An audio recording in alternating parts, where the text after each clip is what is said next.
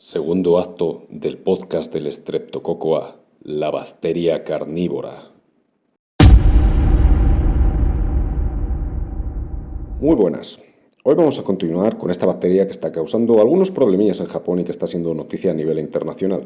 Si no habéis escuchado la primera parte, os recomiendo que ahora mismo pauséis este podcast y pongáis el otro para enteraros bien de qué va este bicho.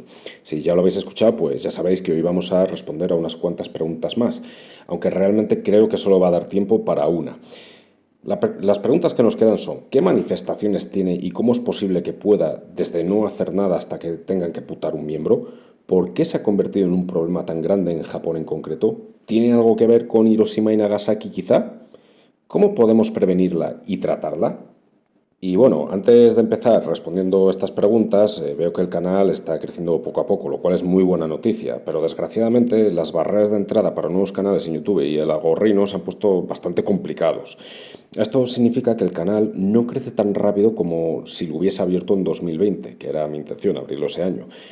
¿Cómo podemos hacer que crezca más rápido? Pues fácil, dando de comer al algoritmo con una suscripción, un me gusta y sobre todo interaccionando.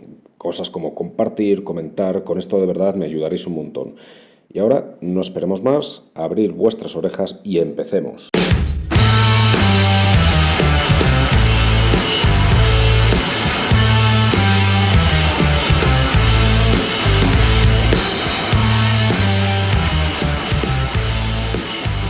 ¿Alguna vez has sentido que tu garganta está en llamas y no puedes tragar ni un sorbo de agua sin sentir un dolor insoportable? Bueno, pues si después de haber estado en contacto con las babas de tus hijos sientes esto, es posible que tengas una faringitis estreptocócica, una de las infecciones más comunes causadas por el estreptococo del grupo A, y que por cierto ya hemos mencionado por encima. Vamos a ver esto con un poco más de detalle y respondemos a la siguiente pregunta. ¿Qué significa faringitis estreptocócica? Pues la faringitis estreptocócica, también conocida como amigdalitis estreptocócica, es una infección bacteriana que afecta a la garganta y las amígdalas. Como ya os dije, es común en niños y adolescentes, pero puede afectar a personas de todas las edades, especialmente si hay contacto precisamente con niños y adolescentes. A diferencia de la faringitis viral, que es más común y generalmente más llevadera, la faringitis estreptocócica puede causar un dolor de garganta mucho más intenso y síntomas bastante más molestos. Os digo algunos ejemplos de los síntomas que se pueden llegar a tener. Veamos, imagina despertarte un día y sentir que estás tragando cristales. El dolor puede aparecer de manera bastante súbita y es bastante intenso. Además, a menudo empeora al tragar o al toser. Pero no solo eso, ya que es común, aunque no siempre, pero como digo, es común tener temperaturas por encima de los 38 grados. Y claro, si lo pensáis, el cuerpo está combatiendo una infección de una bacteria bastante puñetera. Vamos, que no son las molestias ni la fiebre de un virus de un catarrito. Otra pista que puede indicar la presencia de esta bacteria es que si abres la boca y te miras la garganta en un espejo, puede que veas las amígdalas rojas e hinchadas. Es más, si tienes mala suerte, podrían estar cubiertas de manchas blancas o de pus, lo que no es precisamente una vista bastante agradable. Esto se le conoce comúnmente como la placa. Relacionado con esto también, si te tocas el cuello, puede que notes los ganglios linfáticos inflamados hasta el punto de que pueden parecer pelotas de ping-pong, dolorosas y muy sensibles al tacto. Y bueno, lo de siempre. Otros síntomas típicos son posibles dolores o molestias en general, cansancio y a veces hasta vómitos. Ya sabéis, esto es bastante típico en cualquier enfermedad. Esta manifestación, la de la faringitis, es transmisible, ¿vale? Si un infectado transmite la bacteria a otra persona, la que ha recibido la bacteria, que no tiene por qué padecer una amigdalitis, ¿de acuerdo? Pues como hemos descrito, puede pasar a estar colonizado y seguir transmitiendo la infección. Esta infección es fácilmente tratable, pero en caso de tenerla, sobre todo si hay presencia de placa, hay que acudir al centro sanitario para que prescriban el tratamiento adecuado. De las manifestaciones que hay, podemos decir que estas de las que producen síntomas menos graves. Porque sí, amigos, aún hay más y mucho peores. Desde aquí vamos a ir subiendo más o menos, de acuerdo, esto no es así tal cual, pero vamos a ir subiendo en cuanto a complejidad de las manifestaciones y por tanto de gravedad. Te hago una pregunta. ¿Tus hijos, o quizá tú mismo, os habéis despertado alguna vez con pequeñas llagas en la piel, sobre todo alrededor de la boca, que después se vuelven costras doradas y se extienden rápidamente? Bueno, pues por si no lo sabías, esto es otra de las formas en las que se manifiesta el estreptococo A. Es una infección cutánea común y muy contagiosa causada por lo que comúnmente conocemos como impétigo. Vamos a ver en qué consiste. ¿Qué es el impétigo? De nuevo, afecta principalmente a niños pequeños, aunque también de nuevo puede ocurrir en personas de todas las edades. La infección es bastante característica, son llagas rojas y supurantes que se convierten en costras doradas y es algo más común en climas cálidos y húmedos, pero de nuevo, no siempre, ya que por ejemplo, en España, pues se pueden propagar fácilmente en entornos donde hay contacto cercano, como efectivamente lo habéis adivinado, guarderías o colegios. Aquí os meto de extranjis una nota, y es que aunque no nos estamos centrando en el estreptococo, esta manifestación también la puede causar el estafilococo aureus. Y otra nota secundaria es que el impétigo puede subclasificarse, pero no vamos a entrar a eso. Este canal es para que todos los públicos tengan nociones y conocimientos de infectología. Igual que es bueno tener nociones de reanimación o de economía, pues esto igual. Pero bien, hechas estas notas, ¿cómo podemos saber que estamos ante el impétigo? Como os he dicho, son llagas rojas que al principio son manchas rojizas bastante molestas. En las llagas se forma la pus, que se rompe, se empieza a formar una costra dorada, muy evidente. Y bueno, realmente puede salir en todo el cuerpo, pero es más común que salga alrededor de la boca, nariz y manos. Eso sí, se puede extender por el resto del cuerpo, ¿vale? El tema es que la zona que está afectada se siente bastante molesta. Para tratar esto, de nuevo hay que acudir a un centro sanitario donde, dependiendo de la gravedad del impétigo, lo tratará con antibióticos tópicos o antibióticos orales. Tópico es en la piel, ¿vale? Como os podéis imaginar, con esta manifestación hay que ser muy cuidadoso con la higiene y el contacto con las áreas afectadas, porque como decía, es bastante fácil que se transmita. Vamos a seguir con más manifestaciones porque ya nos estamos metiendo en las gordas. Vamos con otras tantas en la piel. Ahora la piel se pone roja, caliente y dolorosa al tacto. Puede aparecer directamente o también como una evolución de la manifestación anterior. Hablamos de la celulitis y la erisipela. Vamos a ver qué son cada una y empezamos con la erisipela, que es la menos grave de las dos, podríamos decir. Como os decía en el primer podcast, es una forma más superficial de infección que afecta principalmente a la dermis. Se caracteriza por bordes elevados, bien definidos y una apariencia más brillante. Además, la zona puede estar caliente y estar bastante sensible. Lo más frecuente es que afecte a la cara y las piernas, es decir, que salen en zonas similares a las del impétigo, pero la erisipela es, digamos, más profunda. Pero la pregunta es, ostras, entonces, ¿cómo se diferencia el impétigo de la erisipela? Bueno, esto es algo que tiene que hacer un profesional sanitario a fin de cuentas, pero si tenéis curiosidad, os doy algunas generalidades. De entrada, es más posible que la erisipela afecte a personas más mayores. Acordaros que el impétigo es más común en niños y adolescentes. Después tenemos el aspecto. La erisipela, los bordes, o sea, la región donde está la infección, está más definida y tiene un color más rojo y más brillante.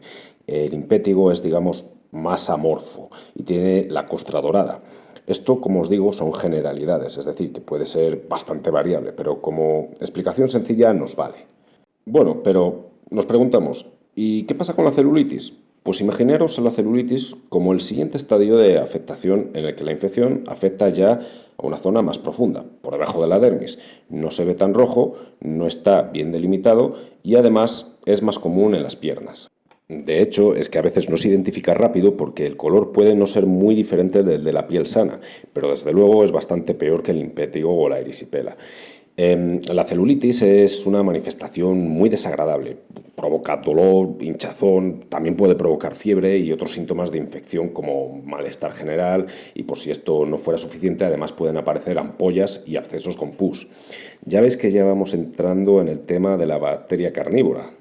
Otra diferencia de estas dos con el impétigo es que no es tan transmisible, no son tan transmisibles como este. He dicho que no son tanto, no que no se puedan transmitir, ¿de acuerdo? Vamos a imaginar. Sabemos que el estreptococo A puede estar en la piel, además de la garganta, y también sabemos que si nos hacemos una herida, cortes, picaduras, en definitiva, cosas que puedan afectar a la piel, pues hay un riesgo de que esta bacteria se meta dentro. Si encima, por la razón que sea, tenemos el sistema inmune debilitado, mala circulación o se tiene una edad respetable, pues el riesgo de desarrollar una de estas manifestaciones está. Ah, y otra importante que mencionar, el sobrepeso. Como con otras tantas cosas, es un factor de riesgo para esto. Aquí tengo que decir una opinión mía, y es que me sorprendió mucho mis años que estuve en Reino Unido. la cantidad de sobrepeso y obesidad que había. Pero aún más me ha sorprendido ver esto en España cuando he vuelto. Más o menos han pasado unos 10 años desde que salí de España y he vuelto. Y la verdad es que se ve por la calle el problema.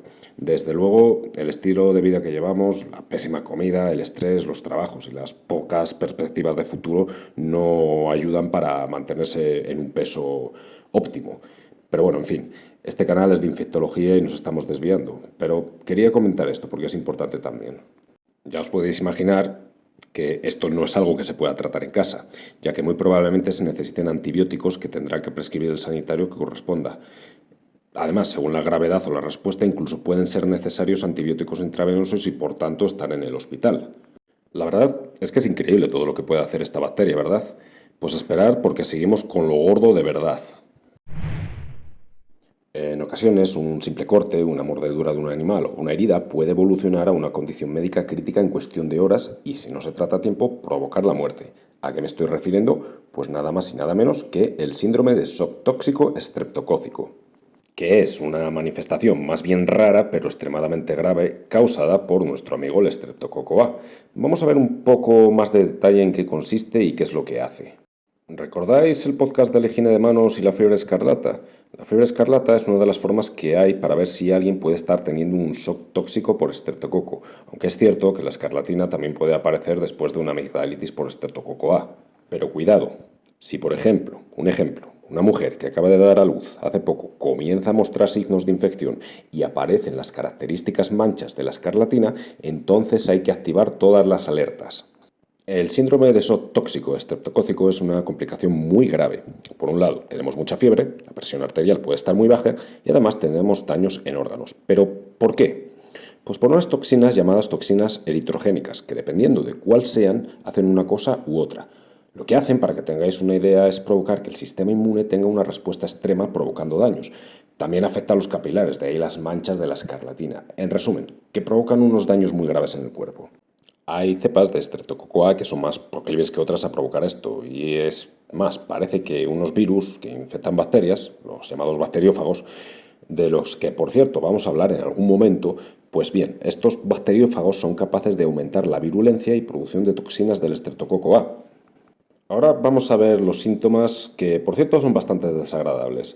Ya hemos mencionado la fiebre. Bueno, es fiebre alta y bastante repentina, una fiebre que supera los 38 grados, 38, 39. Bueno, también tenemos presión arterial baja, lo que se conoce como hipotensión, que puede causar mareos, desmayos y shock.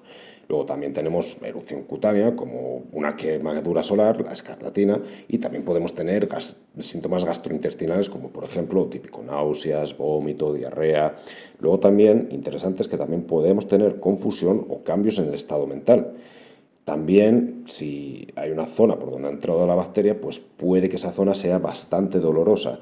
Y ya, pues bueno, podemos tener un fallo multiorgánico, sobre todo se pueden afectar los riñones, el hígado, el corazón y otros órganos vitales. Y bueno, como os podéis imaginar, finalmente, y si no se trata a tiempo, pues la muerte. Dependiendo de si la infección de estreptococo produce las toxinas o no, el porcentaje de mortalidad varía. Si nos centramos en el tóxico, que es el que estamos viendo, y con tratamiento tardío o sin tratamiento, la mortalidad es del 80% más. Con tratamiento está en torno al 15%, que sigue siendo muchísimo. Como veis, no es ninguna broma. Lo que más miedo da es que este síndrome se puede desarrollar a través de las anteriores manifestaciones que hemos visto. No es lo habitual, por suerte, pero puede pasar, sobre todo si se tienen factores de riesgo como los que ya he mencionado. En esta manifestación ya el ingreso en el hospital va a ser seguro. Algunas de las cosas que se hacen, por ejemplo, para el tratamiento son poner antibióticos de amplio espectro, sueros, soporte respiratorio, inmunoglobulinas contra las toxinas e incluso cirugías y presencia de accesos o tejido necrótico por donde puede que haya entrado la bacteria. Una auténtica salvajada, pero esperar porque ahora tenemos la última manifestación y la última parte del podcast. Y es que si pensabais que esto ya no se puede poner peor, esperar a escuchar la razón por la que la llaman a esta bacteria la bacteria carnívora.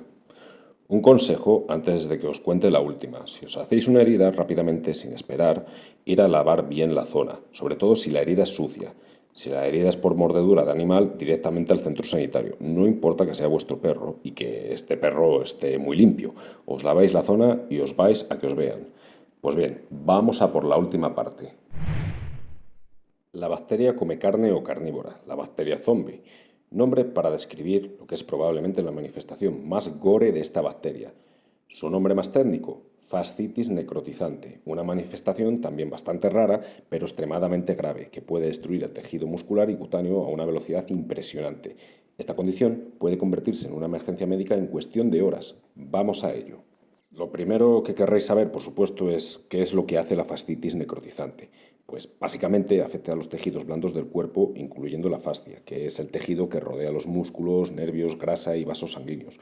Lo llamativo de esta manifestación es lo rápido que destruye el tejido infectando, pudiendo matar al paciente muy rápido si no se actúa enseguida.